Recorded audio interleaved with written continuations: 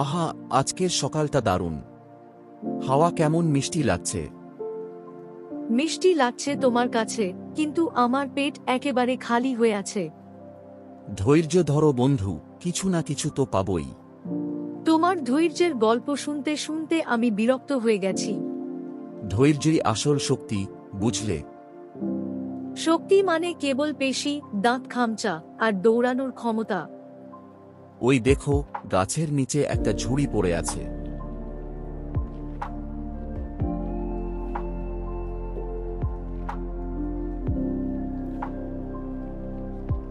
হায় হায়, ভেতরে কত রকম ফল! ভাগ্যিস বলেছিলাম, খুঁজলেই কিছু না কিছু পাওয়া যায়। ভাগ্যিস কিছু নয়, আজ আমি সব খাবো। সব তুমি খাবা মানে? আমি তো তোমার সঙ্গে ছিলাম। আমি শক্তিশালী, তাই বেশিরভাগ আমার প্রাপ্য। শক্তি দিয়ে বিচার হয় না, সমান ভাগ হওয়া উচিত। শক্তিই হলো আসল ন্যায়। তুমি একেবারেই বোকা। কি বললে, আমাকে বোকা? হ্যাঁ, শক্তি থাকলেই জ্ঞান হয় না। আমি তোমাকে মারধর করতে পারি। মারধর করলে সমস্যার সমাধান হবে নাকি? আমি চাই ঝুড়ির 3/4 আমার হোক। তাহলে চলো বাঘ রাজার কাছে যাই। বাঘ রাজা? তিনি কেন? তিনি ন্যায়বান, তিনি বলবেন কার প্রাপ্য কত। হাসতে হাসতে, ভালোই তো উনি আমাকেই সমর্থন করবেন। তাই বলছি, তার কাছে যাওয়া যাক। ঠিক আছে, চল ঝুড়ি নিয়ে যাই।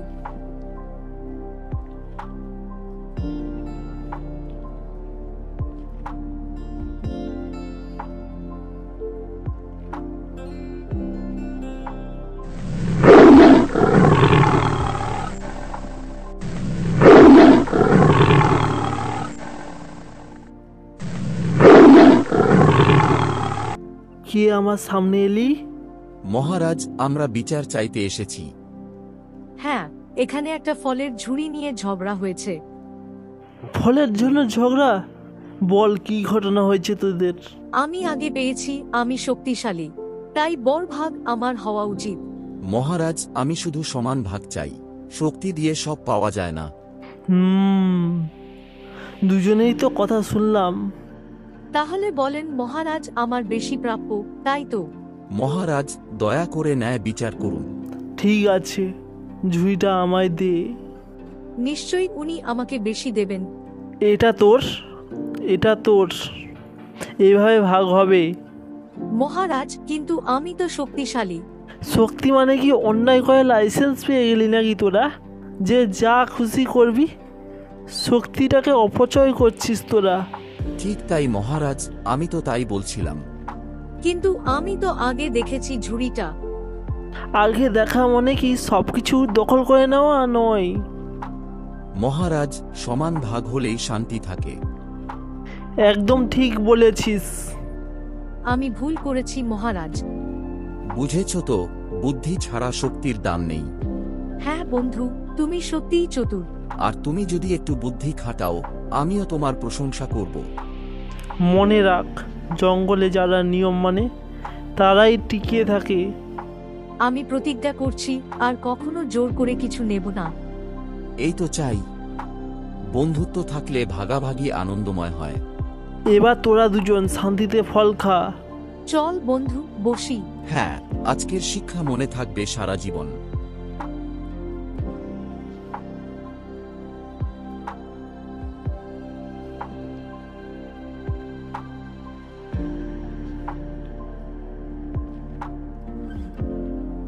ভালো, তোমরা যদি শেখো তবেই আমি খুশি।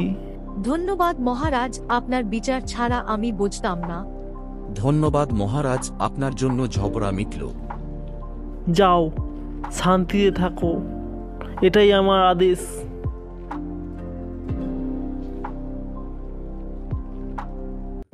যেখানে মাঠের পাশে বন আছে আর বনের ধারে মস্ত পাহাড় আছে, সেখানেই এক গর্তের ভিতরে একটি ছাগলছানা থাকতো।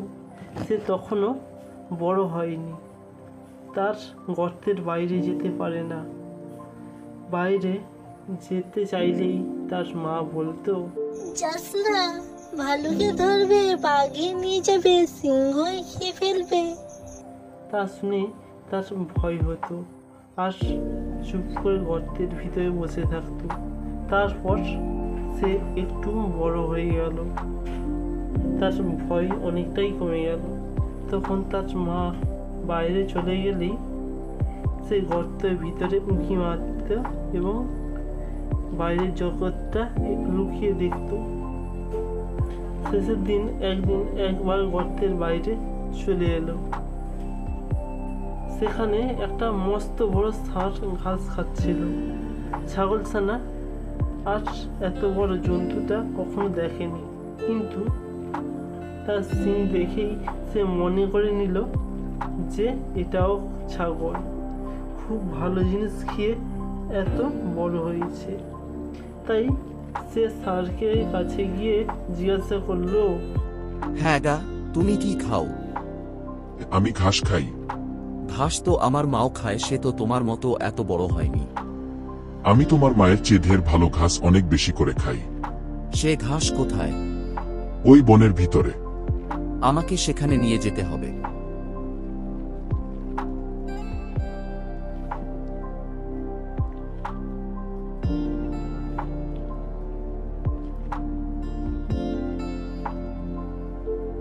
সে বনের ভিতরে খুব চমৎকার ঘাস ছিল।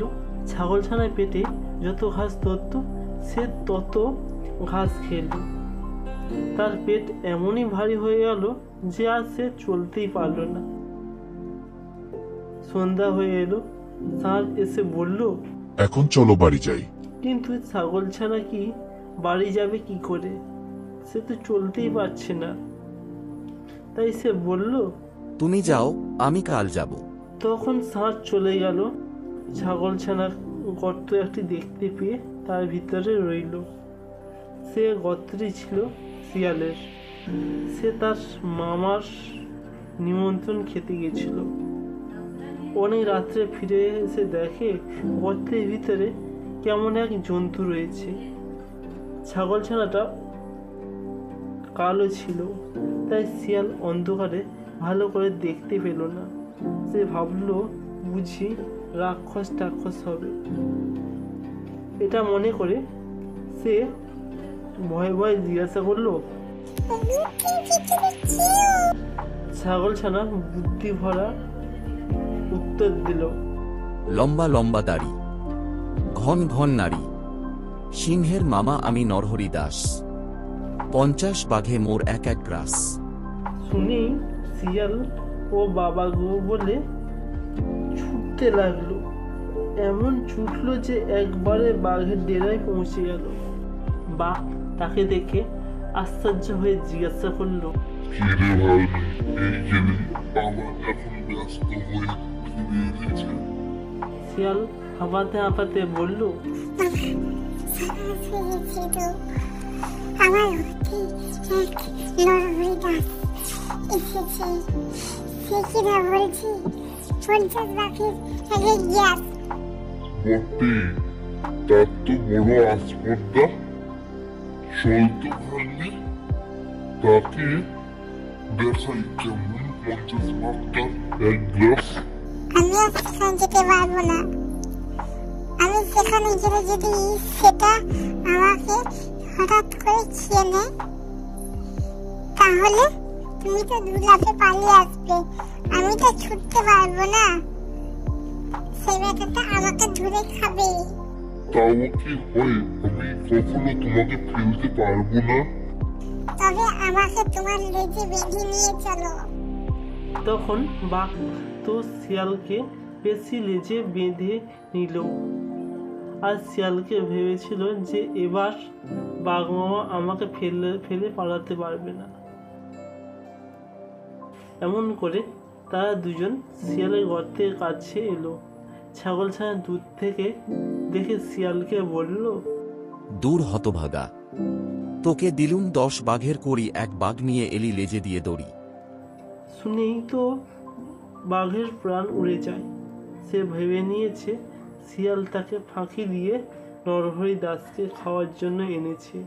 তারপর সে আর কি দাঁড়ায়, সে 50 হাত লম্বা একটা একটা লাফ দিয়ে শিয়াল শুদ্ধ নিয়ে পালালো।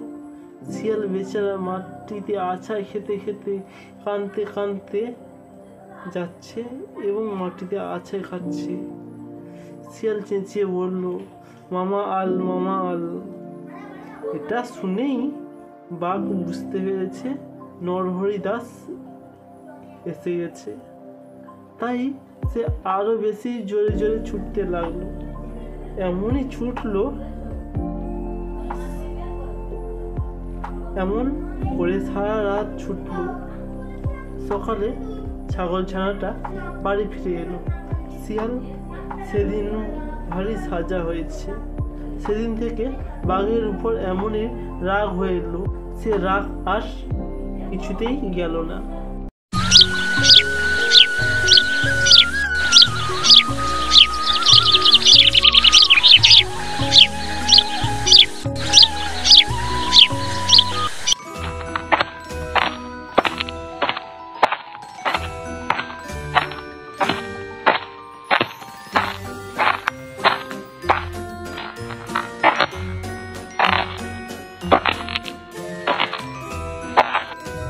কি খবর রহিম, কিছু আনতে পারলে? শুধু এক মুঠো চাল, আর কিচ্ছু নেই। তাহলে আবার লবণ ভাত? হ্যাঁ, কাজ করি কিন্তু উপার্জন সামান্য। কবে যে আমার কপাল ফিরবে। ভগবানের ওপর ভরসা রাখো, নিশ্চয়ই কোনো ভালো কিছু হবে। রহিম কিছু না বলে বাইরে চলে যায়। হাঁটতে হাঁটতে গ্রামের পাশের জঙ্গলে চলে আসে।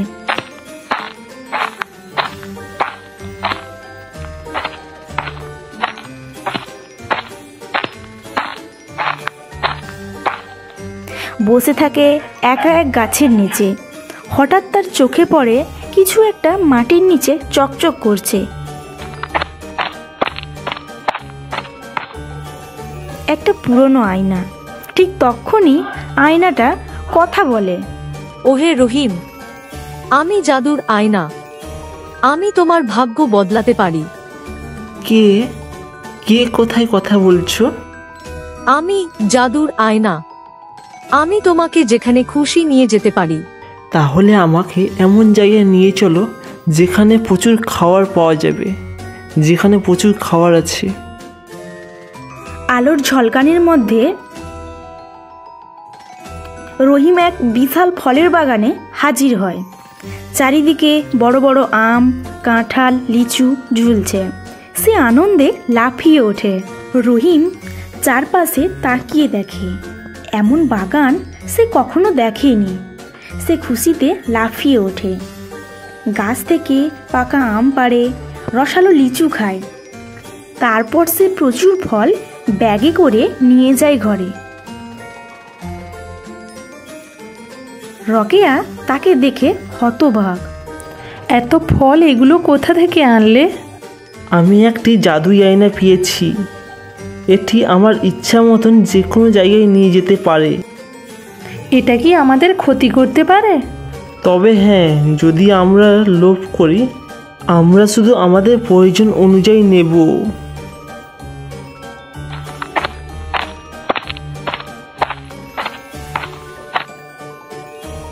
ওই আয়না, এবার আমাকে এমন জায়গায় নিয়ে চলো যেখানে ধনসম্পদ আছে। আলোর ঝলকানির মধ্যে রহিম আবার এক সোনার পাহাড়ে হাজির হয়। পাহাড় জুড়ে সোনার মোহর ছড়িয়ে আছে। এত সোনা, সব কি নিতে পারবো আমি? তোমার প্রয়োজন অনুযায়ী নাও, কিন্তু লোভ করো না। আমি কেবল অল্প কিছুই নেব, যাতে ভালোভাবে জীবন কাটতে পারে। সে কিছু সোনার মোহর সংগ্রহ করে, তারপর ঘরে ফিরে আসে।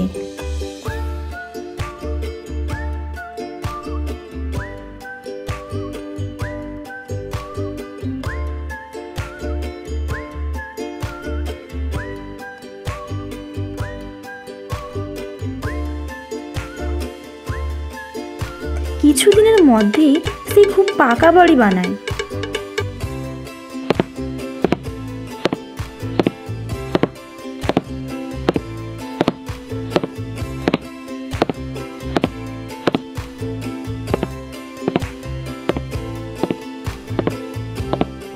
কি রে রহিম, হঠাৎ এত ধনী হয়ে গেলি কিভাবে? ভগবানের ইচ্ছায় চাচা।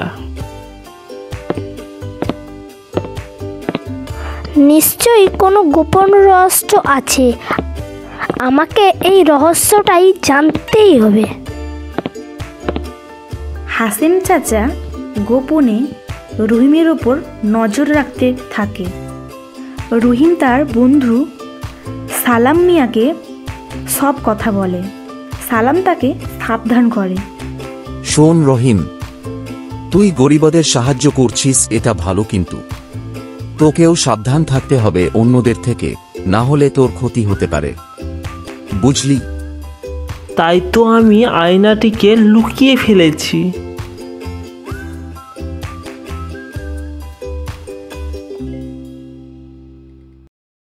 হাসেম চাচা গোপনে রহিমকে অনুসরণ করে।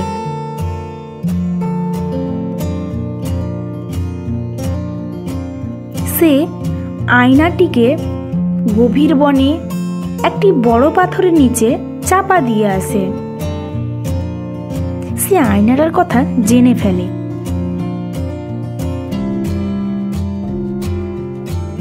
এক রাতে সে চুপি চুপি গিয়ে আয়নাটি বের করে ফেলে। আমি এবার ধনী হব। তুমি যদি লোভ করো তবে ধ্বংস হবে। ধ্বংস টংস নয়, আমাকে সোনার পাহাড়ে নিয়ে চলো। আয়নার আলোর ঝলক ছড়ায়। হাসেম চাচা এক গুহায় গিয়ে পড়ে, কিন্তু সেখানে ভয়ঙ্কর দানব থাকে। সে আর কখনো গ্রামে ফিরে আসতে পারেনি।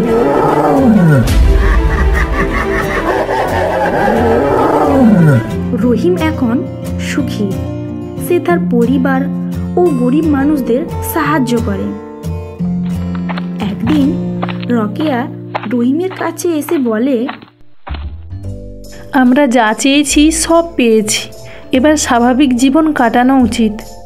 তুমি ঠিক বলেছিলে, জীবনে সত্যিকারের সুখ টাকা পয়সা নয়, বরং ভালো কাজে। এরপর তাদের জীবন সুন্দরময় হয়ে ওঠে এবং তারা সুখে শান্তিতে জীবন কাটাতে থাকে।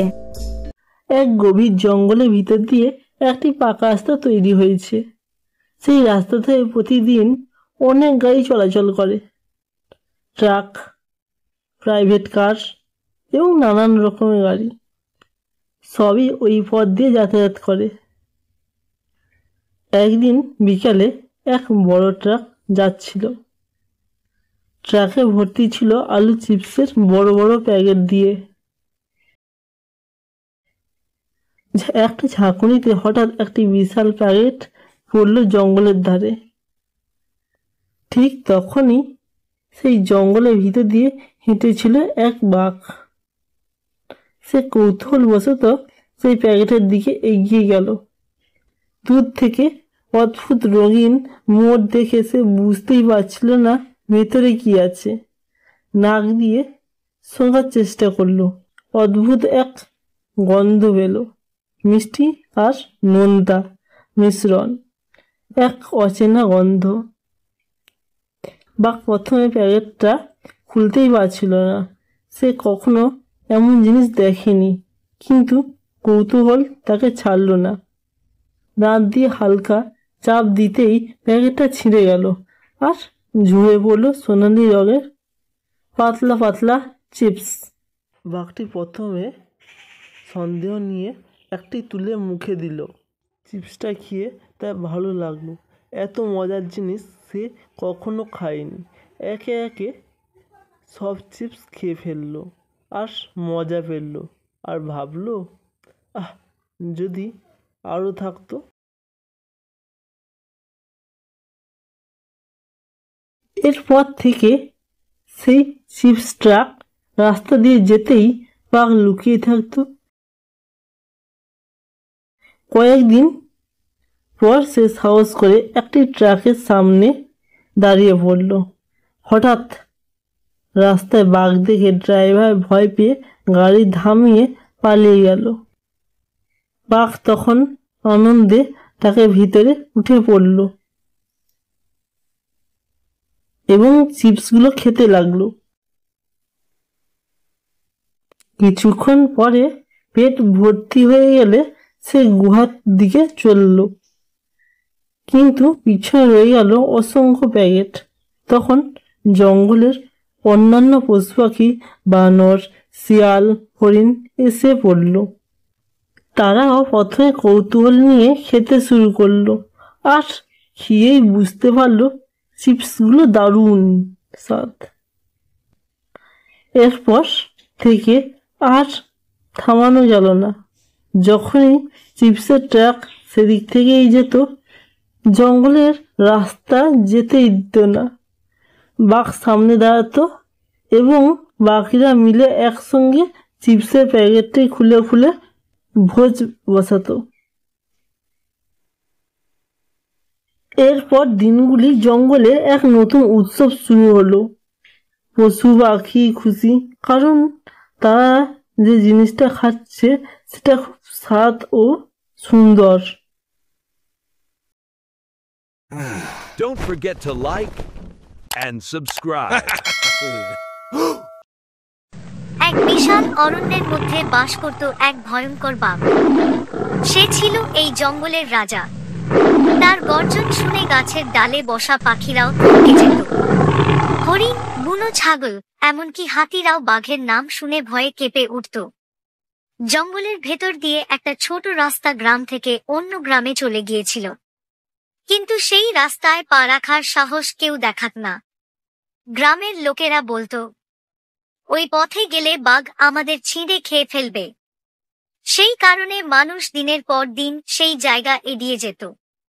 একদিন এক সাধু, যিনি বহু বছর ধরে কঠোর তপস্যা করেছিলেন, সেই জঙ্গলের পথ ধরে ফিরছিলেন। তার চোখে শান্তি, মুখে ভক্তির দীপ্তি। তিনি নির্ভয়ে পথ চলছিলেন, যেন কোনো ভয়ই তার মনে নেই। হঠাৎ কোথা থেকে ভয়ঙ্কর গর্জন করে বেরিয়ে এলো বাঘ। তার দু চোখ লাল আগুনের মতো জ্বলছিল। সাধুকে দেখে সে তীব্র গতিতে ঝাঁপিয়ে পড়ল, কিন্তু সাধু ভয় পেলেন না। তিনি নিজের দণ্ড হাতে তুলে নিলেন। শুরু হলো এক ভয়ঙ্কর যুদ্ধ। একদিকে জঙ্গলের রাজা বাঘ, আরেকদিকে তপস্যার শক্তিতে দৃঢ় এক সাধু। দীর্ঘক্ষণ সংঘর্ষ চলল।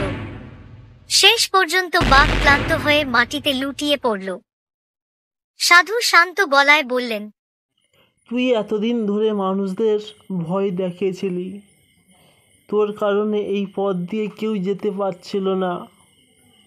আজ থেকে তুই কাউকে আর আঘাত করবি না, কাউকে খাবি না, সবাইকে এই পথ দিয়ে নির্ভয়ে যেতে দিবি। বাঘ তখন মাথা নিচু করে রইল। তার গর্জন স্তব্ধ হয়ে গেল। ধীরে ধীরে সে বলল, আমি আপনার কথা মেনে নিলাম, হে মহাত্মা। এরপর সাধু গ্রামে ফিরে গিয়ে সবাইকে জানালেন, ভয় নেই, এই বাঘ আর তোমাদের ক্ষতি করবে না। তোমরা নিশ্চিন্তে ওই পথ ব্যবহার করতে পারো। গ্রামবাসীরা খুশিতে আত্মহারা হল। দীর্ঘদিনের ভয় কেটে গেল।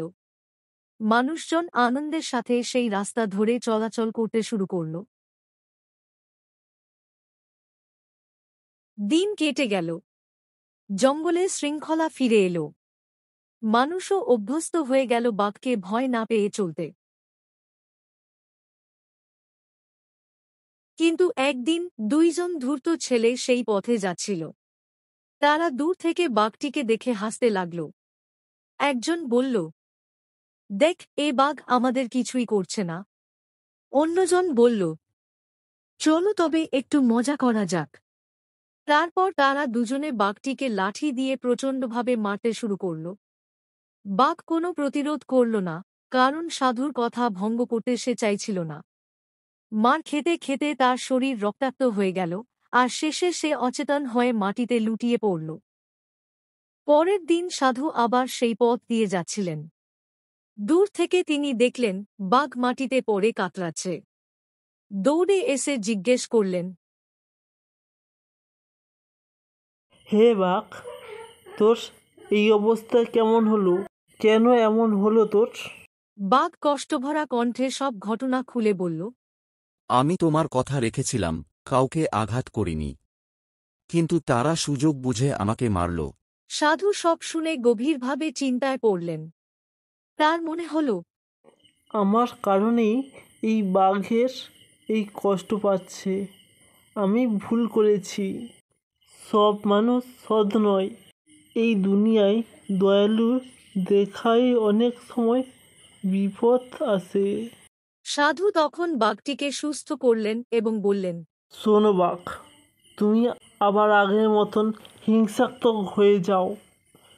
যে মানুষ এই পথ দিয়ে যাবে তুমি তাকে মেরে ফেলবে। তুমি যেমন আগে রাজত্ব করতে, তেমনি আগের অবস্থায় ফিরে আসো। আরও তুমি হিংসাত্মক হয়ে উঠো। এই কথা বলে সাধু চলে গেলেন।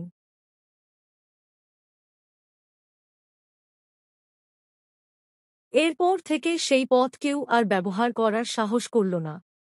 যেই চেষ্টা করেছে, বাঘ তাকে ধরে ফেলেছে। মানুষ আবার সেই জঙ্গলকে ভয় করতে শুরু করল, আর বাঘও শান্তিতে তার রাজত্বে ফিরে গেল।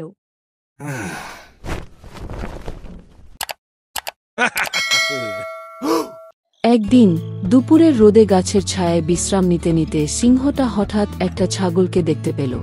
ছাগলটা একা একা ঘুরছিল, আর সিংহের মনে হল এটা তার দুপুরের খাবার হতে পারে। সিংহ ধীর পায়ে ছাগলটির দিকে এগোতে লাগল। কিন্তু ঠিক তখনই সে একটা শিকারীর ফাঁদে পা দিয়ে ফেলল। সেই মুহূর্তেই বিশাল একটা জাল উপরে উঠে গেল, আর সিংহ আটকা পড়ে গেল। সে গর্জন করল, চেঁচালো, কিন্তু কেউ তাকে সাহায্য করতে আসল না। অন্য প্রাণীরা দূর থেকে ভয় নিয়ে তাকিয়ে দেখল। সিংহ তার শক্তিশালী থাবা দিয়ে জাল কাটার চেষ্টা করল, কিন্তু কিছুতেই পারল না। রাগে গর্জন করতে করতে সে ক্লান্ত হয়ে পড়ল। ঠিক তখনই একটা ছোট কাঠবিড়ালি সামনে এলো। ছাগল আর অন্যান্য প্রাণীরা হাসতে লাগল। তুই এতটুকু কাঠবিড়ালি, তুই কি বিশাল সিংহকে সাহায্য করতে পারবি? কাঠবিড়ালি মৃদু হেসে বলল, সাহায্য করতে বড় হতে হয় না, শুধু সাহস আর বুদ্ধি থাকতে হয়। সে তাড়াতাড়ি দড়িটা পরীক্ষা করল। তারপর নিজের ধারালো বাদ দিয়ে আস্তে আস্তে দড়ি কাটতে লাগল। অনেক কষ্টের পর সিংহ মুক্ত হয়ে মাটিতে পড়ল। সে ধীরে ধীরে উঠে দাঁড়ালো এবং কাঠবিড়ালির দিকে তাকিয়ে বলল, তুই এত ছোট, কিন্তু এত বড় কাজ করে দিলি। আমি কখনো ভাবিনি এমন একজন আমাকে বাঁচাবে। সিংহ কৃতজ্ঞতা প্রকাশ করে বনের দিকে চলে গেল।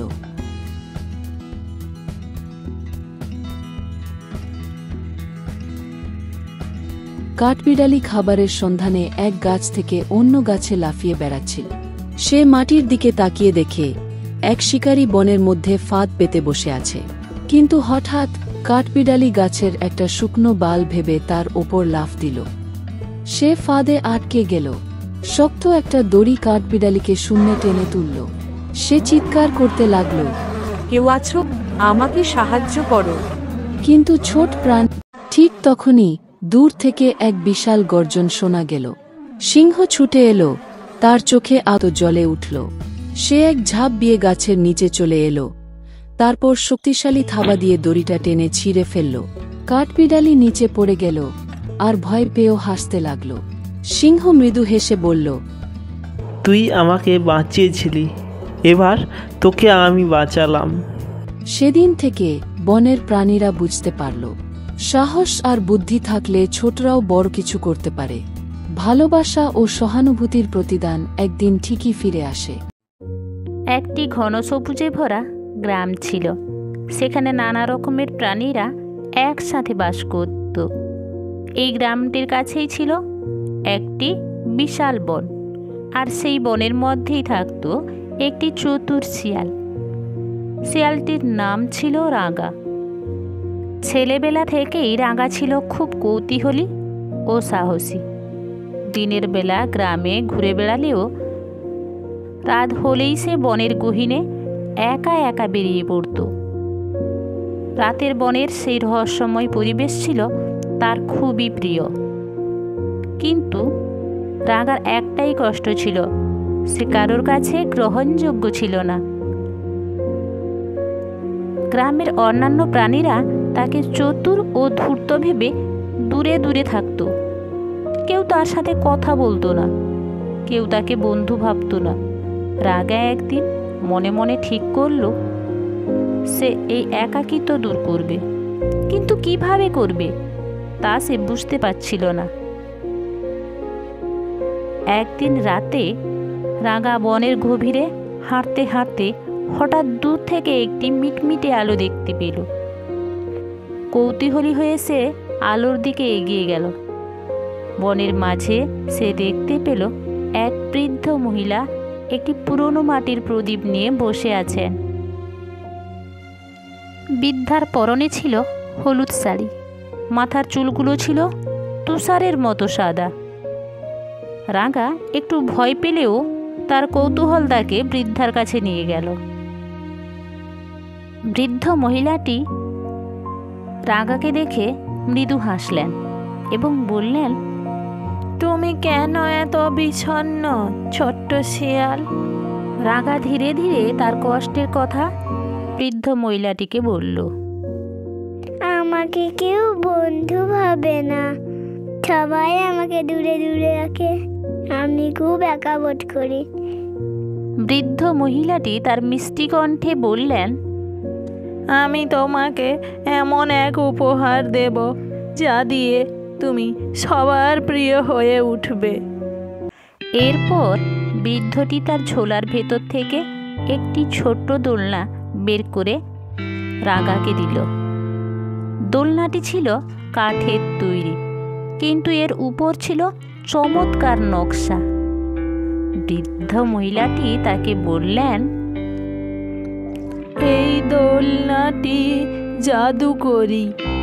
যখন তুমি কাউকে এই দোলনায় দোলাবে, সে তোমার প্রতি বন্ধুত্ব ও ভালোবাসা অনুভব করবে। রাগা আনন্দে উৎফুল্ল হয়ে বৃদ্ধাকে ধন্যবাদ জানালো এবং সেই দোলনাটি নিয়ে গ্রামে ফিরে এলো। সে প্রথমে গ্রামের ছোট্ট বাচ্চাদের দোলাতে শুরু করলো। বাচ্চারা তো আনন্দে আত্মহারা হয়ে গেল দোলনাতে দুলতে দুলতে এবং তাদের সাথে খেলতে শুরু করলো।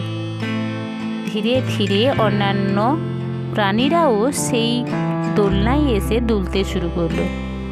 সবাই রাগার সঙ্গে মিলেমিশে চলতে লাগলো। গ্রামে তার কোনো শত্রু রইল না, বরং সবাই তাকে ভালোবাসতে লাগলো। এইভাবেই দিনের পর দিন কেটে গেল, আর রাগা তার নতুন বন্ধুদের নিয়ে খুব খুশিতে দিন কাটাতে লাগলো। গ্রামের প্রাণীরা তাকে শুধু বন্ধু হিসেবে নয়, পরিবারের একজন সদস্য হিসেবেও স্বীকৃতি দিল। রাগা আর কখনো একা থাকেনি। এরপর তার জীবন বদলে গিয়েছিল ওই জাদুকরি দোলনাটির জন্য। বন্ধুরা, এই গল্পে আমি নাগার চরিত্রের কথা বলেছি। এই গল্পটি তোমাদের কেমন লেগেছে একটা লাইক ও কমেন্ট করে জানাবেন এবং বন্ধুদের সাথে শেয়ার করবেন।